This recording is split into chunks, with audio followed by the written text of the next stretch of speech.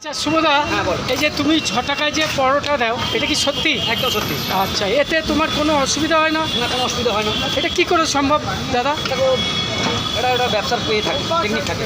আচ্ছা। তো আমি তো পার্সোনালি আমি তোমার সাথে শেয়ার করতে পারছি না।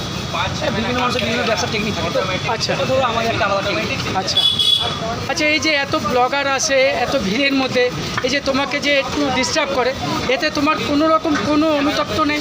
না না, আমার এই ব্যাপারটাকে আমি এনজয় করি। আচ্ছা। ব্যাপারটা হলো হয়তো আমার একটুখানি প্রবলেম হয়, কাজ করতে প্রবলেম হয়। আচ্ছা কিন্তু আমি তোমাদের পরিশ্রমটাও বুঝি। আচ্ছা। তোমরা এই রোদ্দুরে এত কষ্ট করে বিভিন্ন দূর থেকে তোমরা আসো। অনেকের চ্যানেলে মনিটাইজেশন হয়নি, টাকা ইনকাম হয় না, তারা নিজেদের টাকা খরচা করে আসে একটা দোকানে ভিডিও করে। এটা একদম সত্যি। তাতে তো তার কোনো লাভ নেই। না, না। এটা একটা দোকানদার একটা ক্রিয়েটারের মধ্যে ভালোবাসা। একদম। তো সেই ভালোবাসাটা তুমি যদি আমাকে দিচ্ছ, তার বিনিময়ে আমাকে তোমার ভালোবাসা দিতেই হবে। একদম। বেসিক মানুষের প্রবলেম থাকতেই পারে, কিন্তু সবটা ভালোবাসার মনে করে নিতে।